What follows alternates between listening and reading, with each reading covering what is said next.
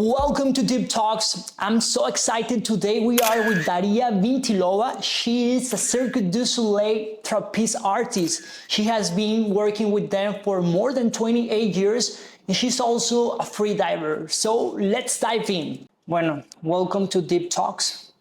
Gracias. It's gonna be a deep talk today. Well, honestly, every time I see you, it's always a deep talk. We go deep, we go profound. How you been? Very good. That's the generic answer for everyone. Okay. A lot of things are happening in the world, in each other's people's worlds. Depends what you want to talk about. Well, honestly, one of the main reasons why I invite you to this space is because I truly admire you, your journey, what a journey you're having. And, you know, one of the reasons of this podcast is like, well, I would like that our community can have access to the information I'm getting, you know, like, and as I said, like every time I talk to you, it's like a lot of wisdom, and I would like to present yourself, like, so people know who are you. So who are you? Well, where do I start from? I grew up in Cirque du Soleil since I was 7 years old, and it was quite a unique life, quite a unique childhood I had. Started performing professionally when I was 7 years old, 10 shows a week, with a lot of responsibility for the biggest entertainment company in the world. It was back in the 90s. Also, one unique, very important point that my parents were my coaches. So growing up with my parents are my coaches, it was a totally different connection with my parents. They were more my coaches than my parents in some ways. So it all started in Ukraine. My father would just start playing around with me, throwing me around and saltos and flips and let's do this and let's do that. And it was a play until one day it became a routine. And I had to do it. It was part of the daily routine to train. And there was days where I was realizing that I didn't want to do it. And then I was realizing that I had to do it because it was part of a daily routine. How old you were when you started in Cirque du Soleil? I was 7 years old when I started working with Cirque du Soleil. 7 years old? Yes. That was your first performance? I have performed before with my father in some little nightclubs or in front of family members or some little events, but professionally at 7 years old. Okay, what kind of acts you were doing when you were 7 years old? I was doing a hand-to-hand and contortion act with my parents. So my father was holding me and I was upside down doing a handstand on him, and sometimes with my mother as well. That's so beautiful. Like you started like having this level of gymnastics at 7 years old, performing in Cirque du Soleil, the biggest circus in the world. Like, how was for you when you were a kid? For you, how was that? Can you take me back to that scenario? How was it? Being on stage made me feel free. That's all I was looking forward to. It was my playground. I felt like I was myself being on stage. Everything that was happening backstage, the trainings, the repetitions, the failures, the pain, the strict USSR way of training, was tough. It was tough. It was sometimes not fun, but that excitement, that feeling of wanting to go back on stage and show what you're able to do was what was keeping me moving forward. I felt like on stage I could just, you know, when you hit that perfect move and you feel that satisfaction in you when you reach that plate at the bottom. Yeah. And you're like, damn, I got that tag. And then you still have all the way up. And then when you get up, you're like, ah. Yeah. That's how I felt on stage. It was like training so hard to get a trick and then having this 1 second on stage to make that trick perfect. It was like that adrenaline, that excitement, and that satisfaction, and that like confidence. Dash. So just to understand, you were doing handstands when you were 7 years old. Correct. How you learn that? Like how does a kid can learn how to do handstands and do all these acts with her father? Like how was that preparation till you were 7 years old doing handstands? For me, that's mind blowing. Both of my parents are from sport acrobatics, so both of them grew up training and being in this field, also competing a lot. So obviously the first thing they did is gave me that knowledge, since they like to say I came out of my mom's belly rolling out like in a salto, and ta-da, here I was in the world. So obviously my parents, they knew that, so they wanted to transfer me the knowledge. So it was like, instead of you laying on the couch, might as well just sit in a split. Or instead of running around doing nothing, well, run around with a purpose and get your cardio. So obviously, like I started at the beginning of the interview, our deep talk, it was at the beginning, it was like, we'll go to the gym and hi, I throw you around and I flip you here and let's do that. I do have videos of that, as you know. Yeah. And it was like a play. And then as I grew up, it became like the play has to happen part of our daily routine. So the play was like not anymore just throwing around. It's like, now you need to do this movement, and we're going to be repeating this movement until you get it. And it became a stable 1 hour per day doing some sort of exercises. And through repetition and consistency and discipline, I would get to reach that movement, like a salto or like a hand balancing on one hand with my father. And eventually it would become a trick. And then you create this tricks, and then you build blocks, and it becomes an act, a routine, or an acrobatic routine. Wow. What was your favorite trick back then when you were like around 7, 10 years old?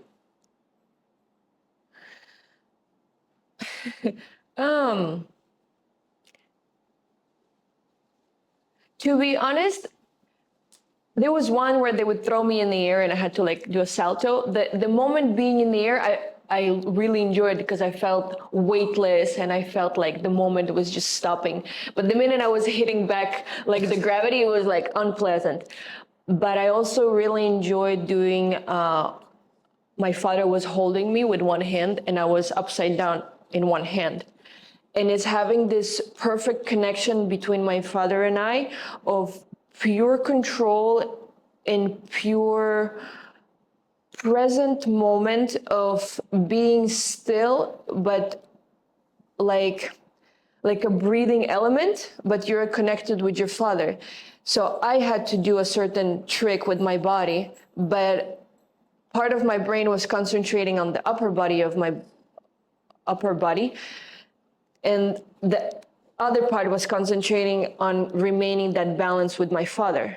And it had to be so fluid and so connected, like a tango dance, that this moment where your whole mind is just purely in the present moment doing that trick, that felt like special.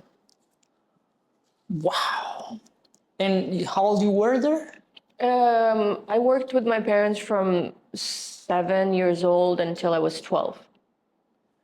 So it was a good 5 years.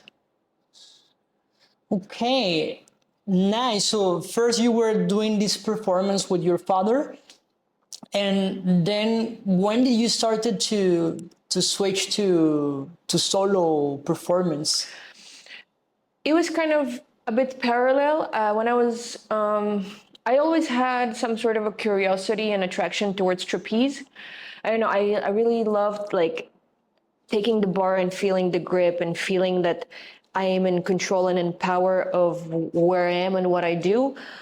I also enjoyed being on the trapeze because it was like elevated and high. So I was far away from everyone, but at the same time in my own world. And also the fact that the trapeze was swinging and it was so high, I envisioned that freedom. I was like, wow, I wanna feel that adrenaline, that moment of suspense. Kind of what I was feeling when my parents were throwing me in the air. It's a moment where just the whole world stays still and you're limitless. So performing with my parents, I started always playing around in the trapeze. And I was coming to this age that when I was already growing, like my height was becoming higher. So it was kind of a question of like, what do you want to do? What's next? You know, like my parents were like, what's next? Like, yes, you still work performing with us, but what are you envisioning for your future? And it was not a question for me. So I just started purely giving myself an hour a day. I had to go up on the trapeze and do something, 1 hour, stable, consistency. And it didn't feel like a must. I wanted to. So I would, back then there was the MP3 players and there was no wireless headphones. So I remember I would upload like an hour of songs that made me feel something because, you know, sound is frequency, energy. So every song or every music was a different energy. So if it's rock, it's more rough, it's more hard. If it's classical, it's more fluidity. So I would go up on the trapeze and I had those like headphones that go around the back, you know, these ones that there was a moment, I think in the 2000s, it was a style. And I remember being like, this is so uncomfortable because I wanted to go upside down and I wanted to use all the spaces in the air to work with the trapeze, and then the wire would get caught and the headphones would fall off. But it did not matter. I would go there, put the music for 1 hour, and I could not, I gave myself at 11, 12 years, I was, no, 10, 11 years old. I gave myself this challenge or this rule. 1 hour per day you do trapeze and you don't get off the trapeze for an hour until the playlist finishes. So I would go up on the trapeze and I would just start exploring the trapeze, the texture, the heights, the stability, the fluidity, the flexibility of the ropes, how my body could twist in all these areas. Because the trapeze, you can do so much with it. You can be standing, you can be hanging, you can be jumping, you can use the ropes, you can use the bar, you can be under the bar, on top of the bar, on top of the ropes. So it was a playground for me of just pure imagination. While I was doing that, I was also loving it because I was just dancing on the trapeze. So that was nice. And in that moment, nothing else mattered. I was not thinking who was looking at me, what people were thinking. I was just purely in the element, in the present moment. So when you're in the present moment, you just enjoy the moment. Is there a person who inspired you to go into trapeze? Like I don't know, like another Cirque du Soleil artist that you were like looking at her or at him, like off. At the time when the trapeze started to interest me, there was a trapeze artist on that show. Her name is Shayna Carroll, and she was the first trapeze artist that I had contact with. And in some ways, she inspired me and guided me to to be there on the trapeze. Nice. But it was more the element that was calling me. I think it was the feeling of wanting to be free, break the chains of being on the ground. It's so interesting the level of consciousness you were having at that age. Right now, I'm thinking, I don't know, my background or someone else kid, like when they are 7 to 10 years, it's so different the context how they were living when we compare that background to a child that was growing up in a Cirque du Soleil and was performing over there. Like, how was the education when you were like, it's something really interesting, like how you were educated when you were growing up in Cirque du Soleil? I'm from Ukraine. My parents are from Ukraine. My parents were very hungry teenagers, I would say, and coming from the Soviet Union history, I think everybody was in survival mode and was hungry to achieve something in their life. So at a young age, my parents and my grandmother is also a gymnastic Olympic team coach. So in my family, it runs in the blood, doing something with your life and being disciplined and getting your shit together and achieving something if you cannot just sit around. So it was always like, do, must achieve. You must be somebody. If not, you're nobody. So from a young age, there was always expectations from me, high expectations. And I think looking back at the time now, my parents always were talking to me as an adult and were expecting from me to achieve a lot. It was not an option. So I think coming at a 7-year-old age, I already had a very hard-minded discipline that there was no, you work through pain, there's no negotiations, you must do it. So obviously working for the biggest entertainment company in the world, I already knew inside me that I had this responsibility, that I had to deliver my best. If it's not the best, you work harder. So I was very fortunate to come in work in Cirque du Soleil because I was the only child performer on the show, and all my friends and all my colleagues were adults. So obviously the connection with your friends, adults, is already at a different level. You don't communicate with a 7-year-old and a 7-year-old, you communicate with a 7-year-old and a 23 or a 53-year-old. So your mind expands at a different level and gets, you're like a sponge when you're a kid. So if you talk with a 23-year-old about a subject, you're not going to talk about toys that are being sold in the store. You're talking about when we interact on stage and I give you this movement, how do you feel and how do you receive it and what do you give me back? Dasha, you have to stay there, wait for 3 seconds. When the light turns on, you run and you act in a certain way. So obviously the level of communication was an adult level. Not only that, I was also the main character of the show. So I couldn't not do it. I had a bigger responsibility. Also, I was surrounded by multicultural people. China, France, Japan, Cambodia, Italy, Russia. I have goosebumps, wow. And I was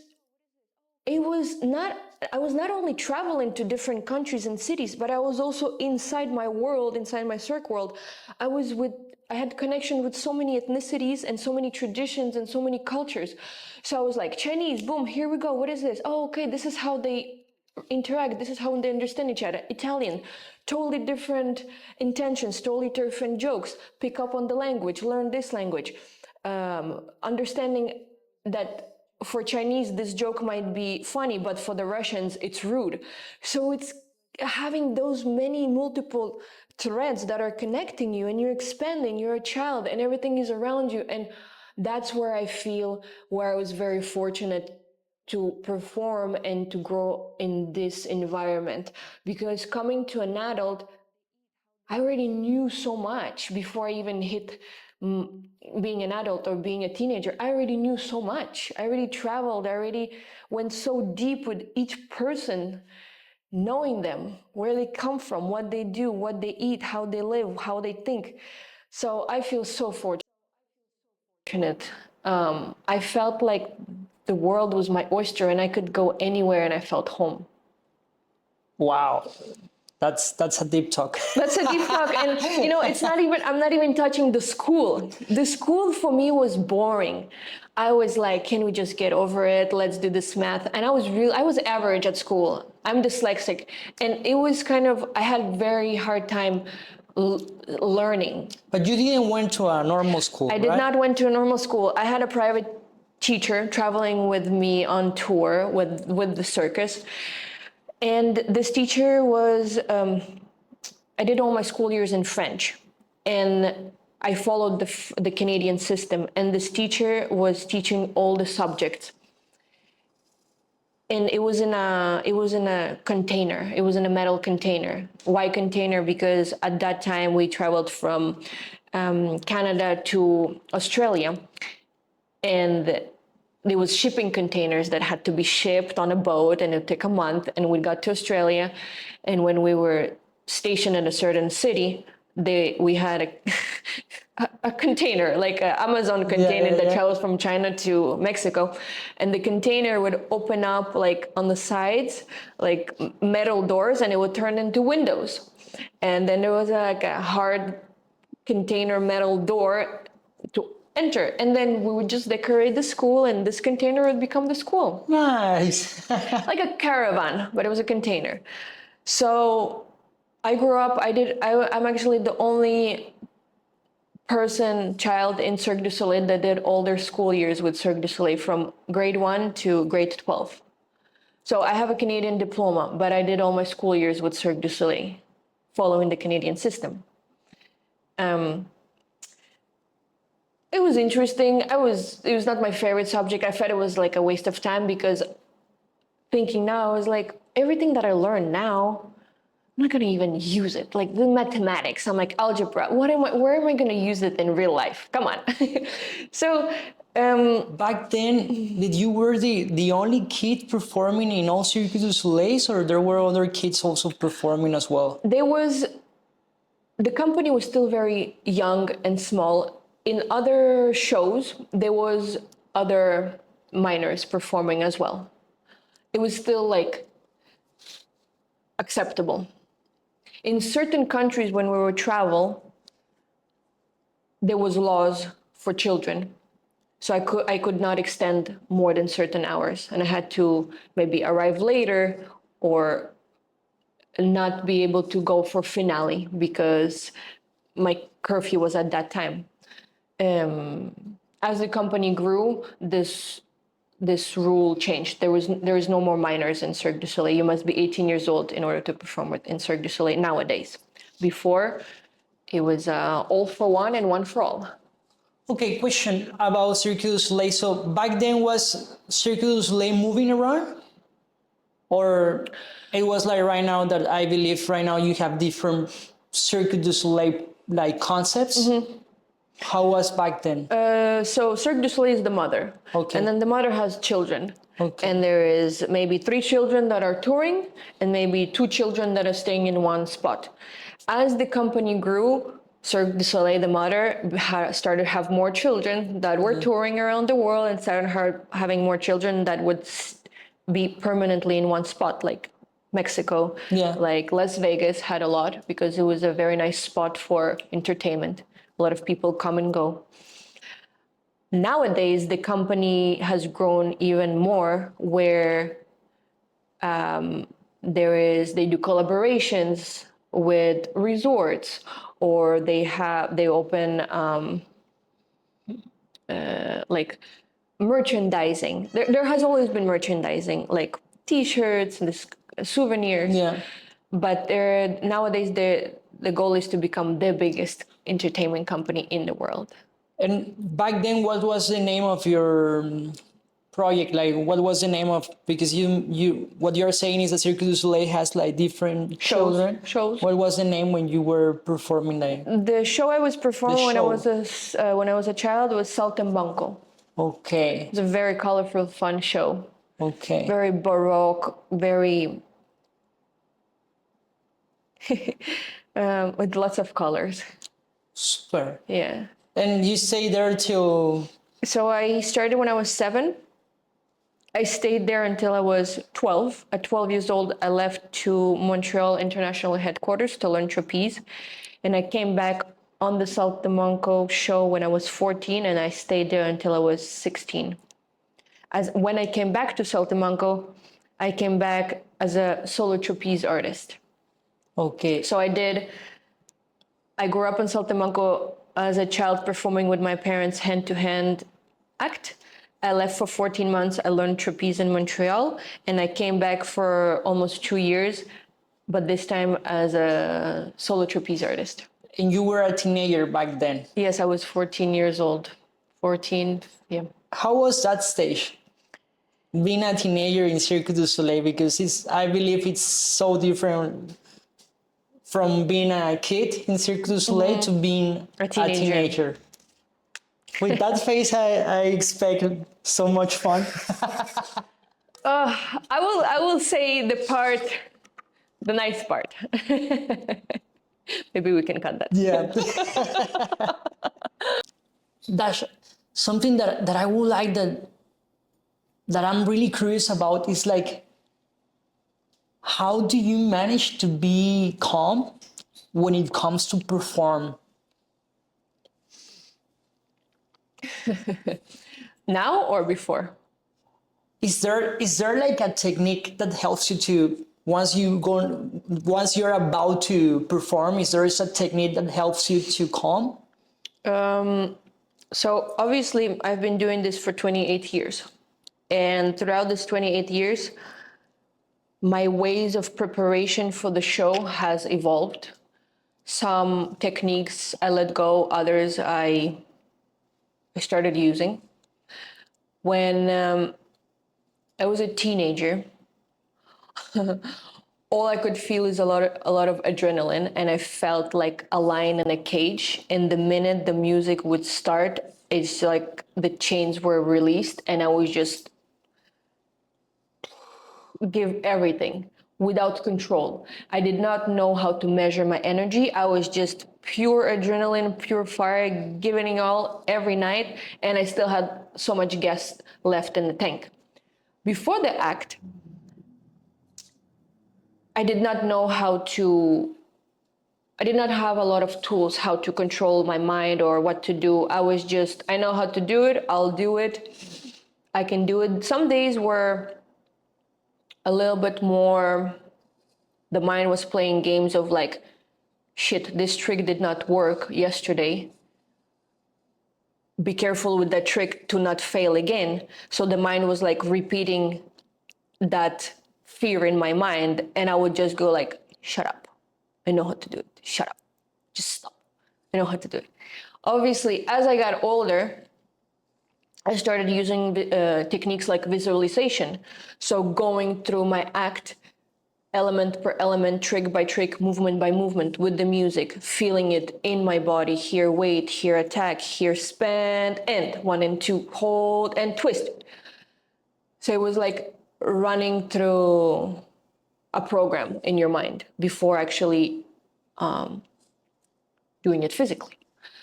As I got older, as I started meditating more, as I started reading more books, as I started to be more conscious in the act, where I was wasting energy, where I was retaining energy, and how I felt after the act, writing a lot, why this trick worked yesterday but not today, how can I refine this trick so it's stable every day?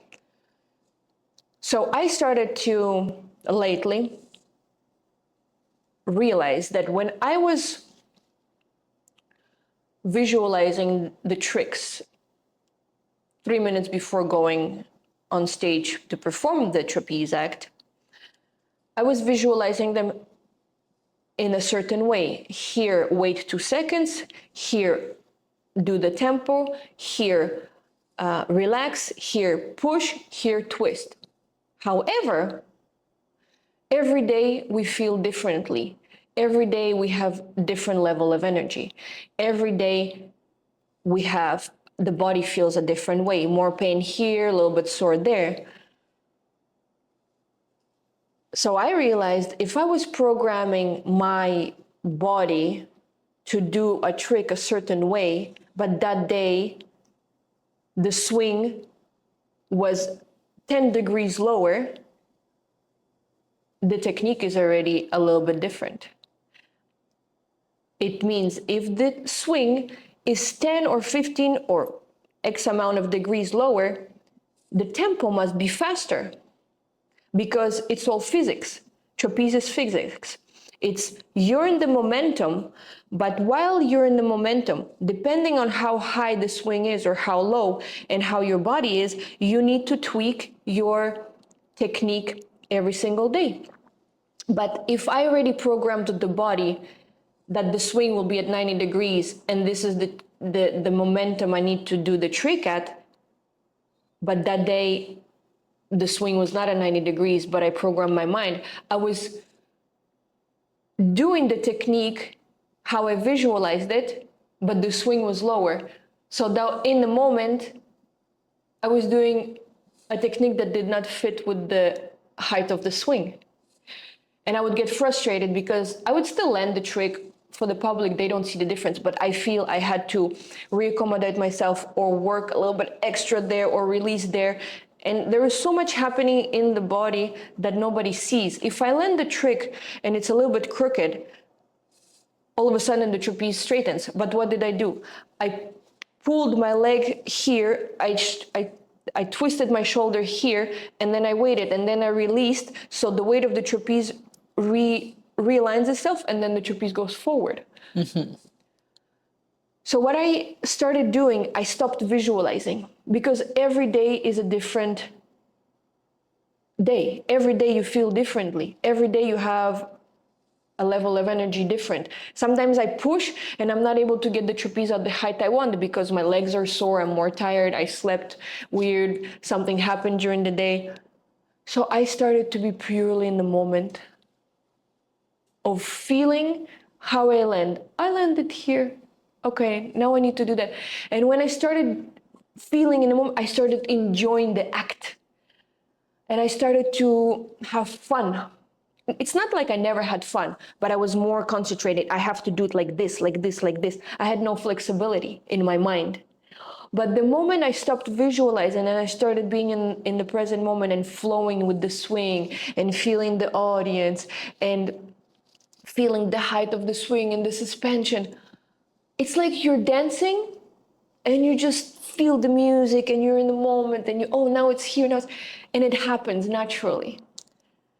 This is what I started doing, and I started to have so much more pleasure doing this act because I was just not thinking about anything. Because when we're too much in our mind, we tend to put ourselves a goal, but to get to the goal, it's not a linear line. It goes up and down and 5 steps back and 10 steps forward and a crash. And we're so concentrated on the goal that we don't see and enjoy the process. And we're so concentrated on the goal, but that we don't see that we have grown, that we're growing and we're changing. So taking it back to the trapeze is being purely in the present moment. And it has I will jump into freediving. In freediving, what I love about freediving is because it has a similarity with trapeze. When you pull the line, You cannot think about reaching the plate. You have to be purely in the present moment, here and now, here and now, here and now. The moment you start being in your mind of like, I want to reach, you're getting anxious, you're not in the present moment, you're pulling maybe faster, you're going to get out of breath, no? And you're not going to reach. So in the trapeze is the same thing. If you're flying and you need to do a trick here, you cannot be thinking about what's going to happen now, because the trapeze has its own timing and you need to go with the timing of the trapeze. I cannot physically speed up the swing because the trapeze is a living element. I need to be in the timing with the trapeze and in the moment. You know, like what you're just sharing, the way how I understand and the way how I perceive it, it's so fascinating that first it was just like raw energy, like pure energy when you were younger, and I can relate to that. Then how you started to to do your visualization techniques, and now you don't do it anymore. And the way how you describe it, the way how I perceive it is like you just mastered the technique, you just mastered your art to that moment where you can just flow. It doesn't matter the situation is gonna come. You are master of this art that you're gonna just flow with it with it. And I totally relate to you when the sport where I've been focusing the most is actually skateboarding. Like I started when I was 6 years old, and I stopped doing it as an athlete when I was 18 years old. And I remember after that, I still were skating, and then I went to some skate parks, but it wasn't anymore about like all this pressure of what I'm gonna do. I'm just was in the skate park, like having fun, just flowing with the skateboard. In your And element. actually, I was way better than when I was 18 because I was just flowing with the skateboard. So I totally get you, and it's a good message what you are sending, because it's like how by being disciplined and by being frequent, a little bit later you become a master of your art. So Totally. now that you were talking about free diving, like, okay, like, how did you got into free diving? Like, why free diving? Why you started to do free diving? Around 3 years ago, it's an interesting topic. I got severely injured. Okay. Nothing particular happened. It's not like I had an accident. I just had a huge spasm in my back. Throughout my career, I always had pains here and there, like any athlete. But that particular day, while I was performing my act, I had a huge shock in my spine that ran from my root chakra all the way to my plexus and back down. And it was an electric shock that stopped my breath. In that moment, for the first time in my career, I knew there was an end to a very long beginning of something. Okay. And that day, in the moment up there when I was flying, I knew that I was going to be out for a very long time. I just knew. Usually it's something and I say, okay. And I remember giving it 2 more swings and I said, okay, if I'm able to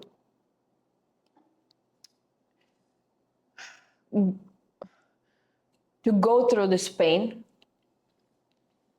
I will finish the act. If I'm able to the pain was there. It was a very big pain. I was almost like halfway paralyzed. And I was like, if I'm pushing and the pain level is the pain that I can accept and I can work with, I'll finish the act.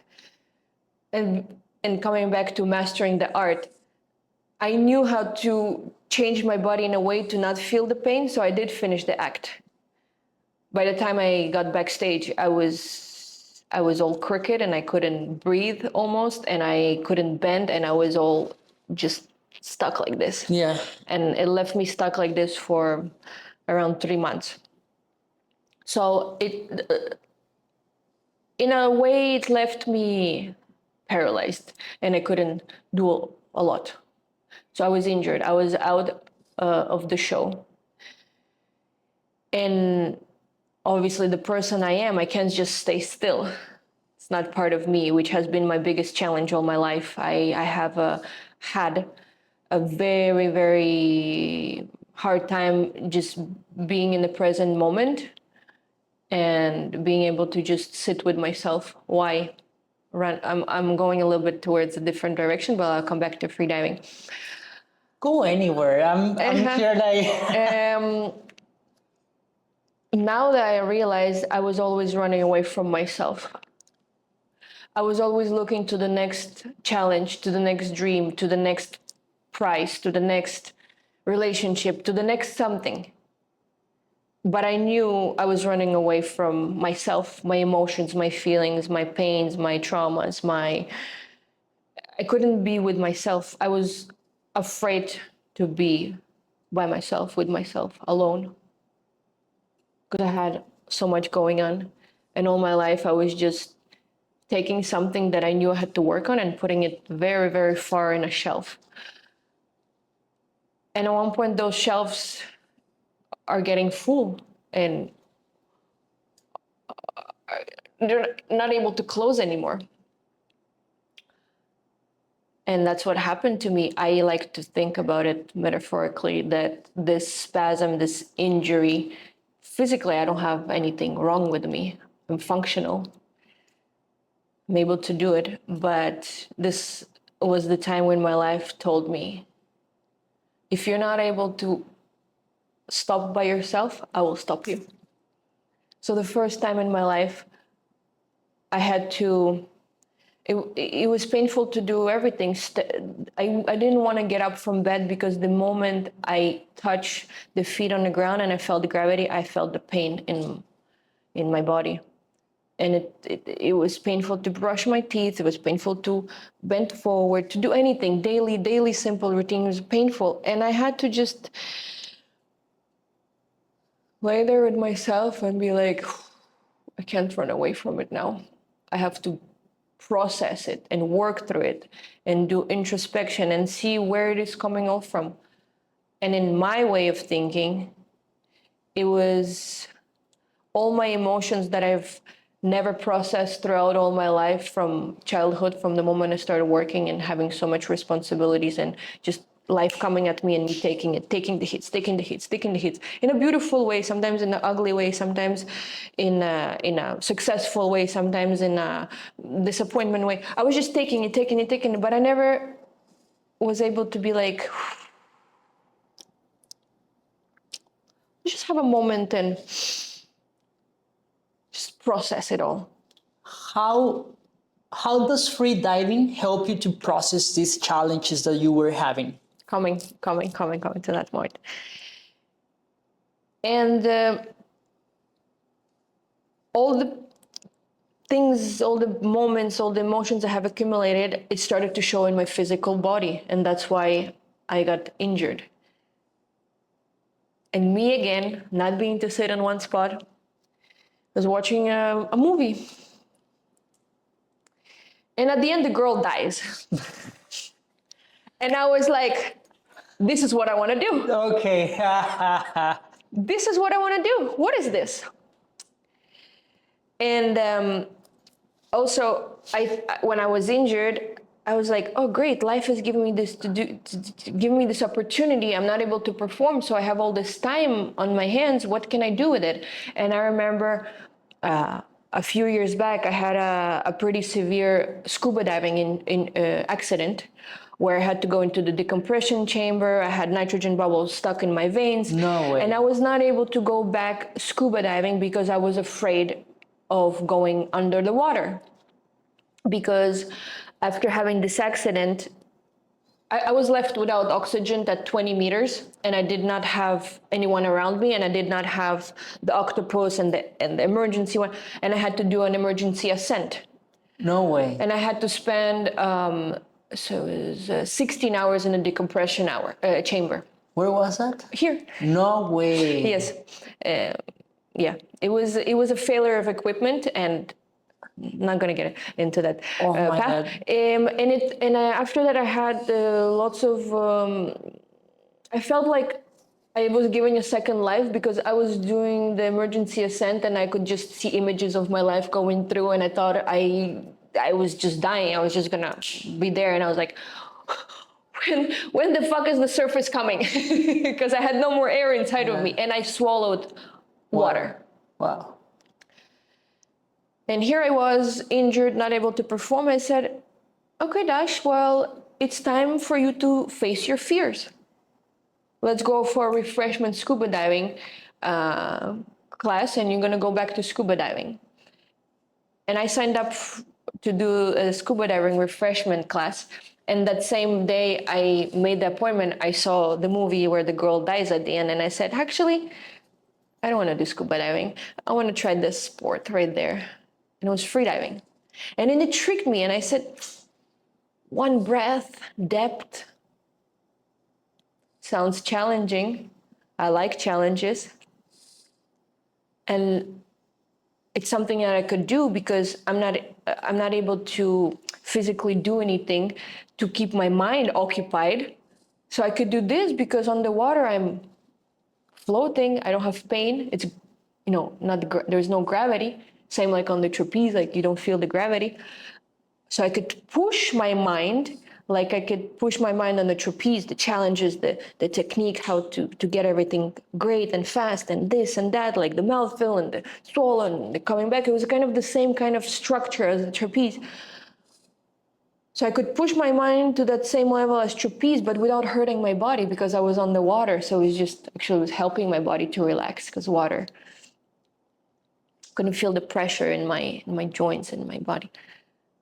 And I went with pranamaya, did my course, and I got addicted to it. I was training 4 days a week for 6 months. In 2 weeks, I got to 25 meters or something. In 2 weeks, you got to 25 meters depth. Yeah. And then my challenge was 30 meters. And that's where the trap came. Why? Because of equalization or? No, my mind. Okay. I wanted to get there. I stopped having fun. It was my ego, wanted to get to 30 meters. I wanted to do the competition. If I didn't get there, I'm nobody. And my self-criticism started to happen. But we all know in freediving is not about running after the depth. It's about the sport, being smart with it, right? And my ego won again. And the day I was supposed to compete, I got severely sick. I couldn't compete. And I was like, shit. Okay, here I am again. Here I am again. Life is just teaching me something. And it's like, sometimes you do everything good and nothing's happening, And yeah, it hurts. So at one point, while I was doing freediving, I met an amazing person. Very spontaneous. And that person told me, let's go to a cenote and bring your trapeze with you. Let's throw the trapeze in the water and play. You know who that person was? Who? You. No way. For real, like, Yeah. you actually did the first underwater trapeze with me? Yeah. Haha, que chingón. We're gonna do that. Yeah, it was a pleasure. And at first I was like, my trapeze. Oh, I remember. Why people are on my trapeze, But then I started to find beauty in it. I said, wow, the two elements I love and have passion for, combine them, and not being able to do trapeze performing, but being able to do trapeze on the water because it doesn't hurt my body. It opened like new doors, and we created so much contenido, Yeah. and it was something unique, but because nobody have ever done it before. So thank you for that. No, it Thank was a you. pleasure. Yes. So that's how the underwater trapeze started. Oof, that's a nice topic to discuss it. Yes.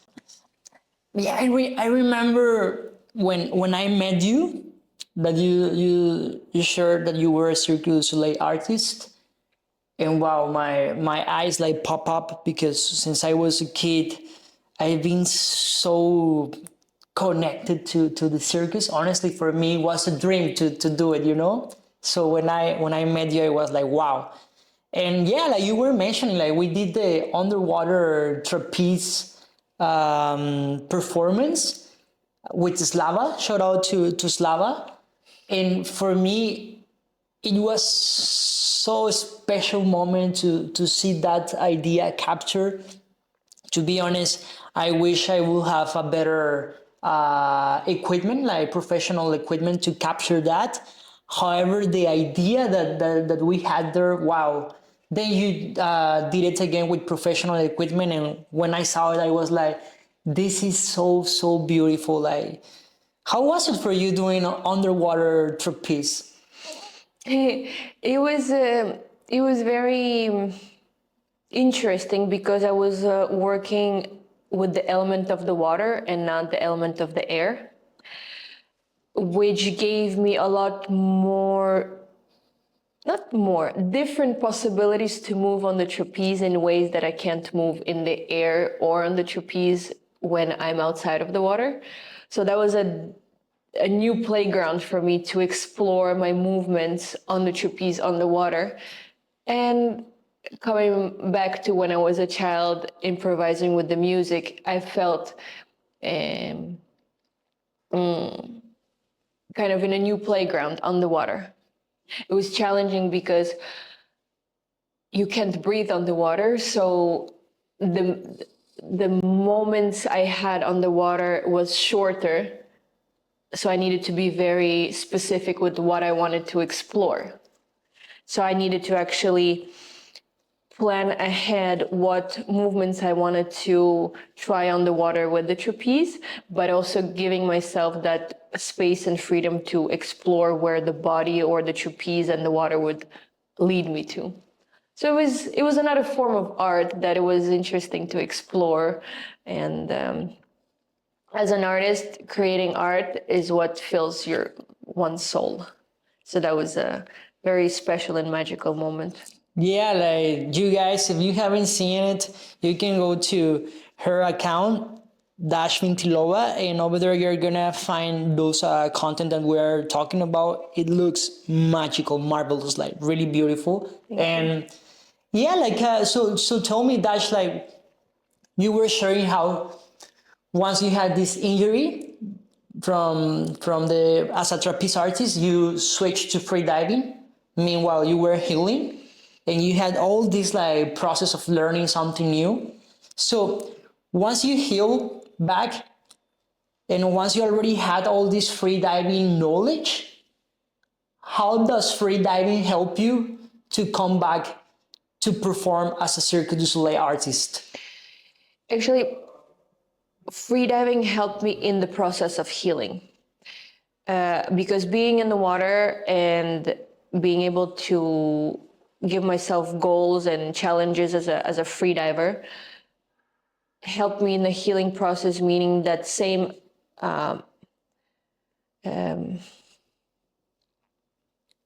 philosophy that freediving has, bring it to my daily routine for rehabilitation at the gym and in trapeze trainings.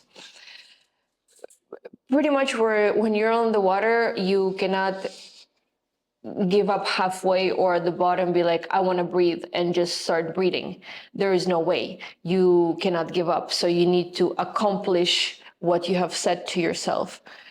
So freediving in a way taught me not to give up, that there is no, it was the control of your mind. You have to control your mind to be like, I'm reaching this depth or I'm on this journey to go deep and I need to come back without breathing. There is no, it's a non-negotiable. You cannot just start breathing in the middle of the water. So in a way, when I was in process of healing and in constant exercises and in constant pains and setbacks and gains, some days I was like, I'm not moving forward. I don't see any results. I'm still in pain. There's no gains. But free diving taught me not to give up, have patience, being consistent with yourself, and pushing my new limits. So it was a beautiful balance between being able to train free diving in the morning and then gaining that confidence and bringing it into my rehabilitation program of going to the gym, doing the exercises, believing that I can do it, not giving up. And at the end, I reached it. I went after a year of not being able to fly on the trapeze. I was able to come back and perform. And I thought I was giving like a second chance, because throughout this process, there was a lot of cries and a lot of sitting in the shower by myself and crying and be like, this is not, it's not getting better. It's not getting better. I don't see the results. But like I said, mentioned earlier in our talk, sometimes we're so focused on the goal that we don't see that we have changed and we have grown throughout the process. And sometimes we're like, I'm not doing enough, but or nothing's happening, and I want to and I want to reach it, but you're going with the timing of your soul. So in your you're growing at the end. So it has, when I came back on stage, I was so grateful. Every single show, I was grateful to be flying. It came back to not being a job. It came back to being living for that moment again. Yeah, me and Sina, we had the opportunity to watch you perform, and what a spectacle! Like seeing you flying, seeing you in your true element, it's so beautiful. Like honestly, it was so marvelous. Thank you for inviting us to that experience. Was really beautiful. So, Dash, to be honest, like as I said to you during our breaks, like wow, like talking to you, you have so much depth. Basically, we were mentioning that you already lived like 8 lives. You've been since you were a kid performing in Cirque du Soleil. You have been on this journey for so many years as an athlete, and it's really like an honor to talk to you. And I would like definitely to do another episode with you. But before closing, I would like to ask you for those who are watching us, like if they want to learn from you, if they want to connect to you, like what you are currently doing, it will be really nice to share them how they can connect to you. Sure. Well, I'm still performing at Hoya at Cirque du Soleil at the Vidanta Resort.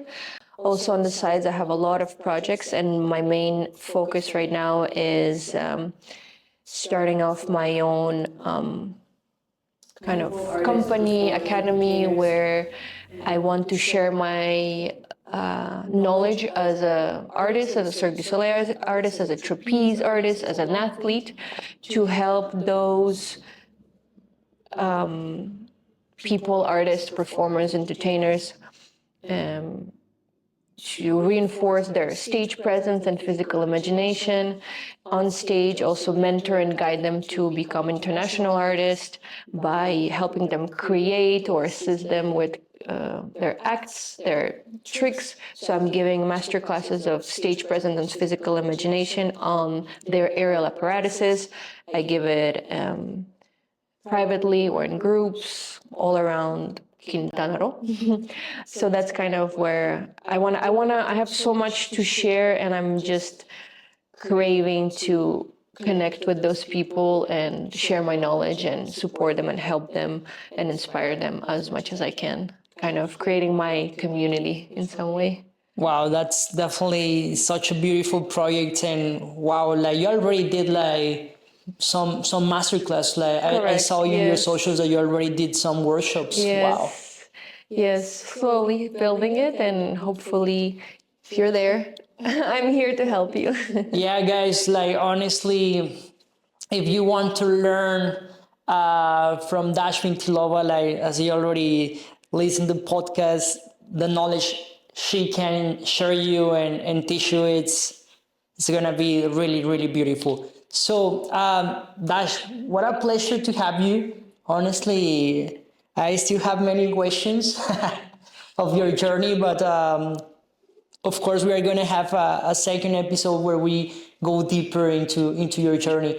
Thank you so much for your time, for coming here to have this deep talk. Honestly, it was a really beautiful moment we are sharing. Thank you so much for your invitation. It's an honor to share this moment in time with you. And I look forward to our second episode. And before we go, I like to sometimes pull cards in the morning to kind of just set the day and intentions for the day.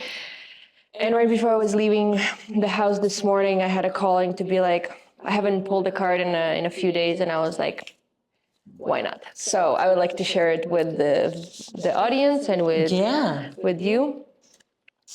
It was a card of transformation, and it says, go inwards and be present with whatever you are in your process. Feel whatever you need to feel. It may be hard to be present with some parts of yourself. Bring them into a cocoon of gentle self-love and reflection. Insight will come, shadows can be released, and your heart space will soften. Cry or be angry if this is what you're holding onto, and laugh at the ironic divine perfection of it all. Journey beyond your constructed outer self, where you can delve into the beautiful abyss of your being. Revel in the twilight before the dawn and let your wings unfurl. So, I think it's a beautiful message and a kind of beautiful wrap up of what we have been talking about throughout this deep talk. Thank you. Thank you for sharing. Thank you. Muchas gracias.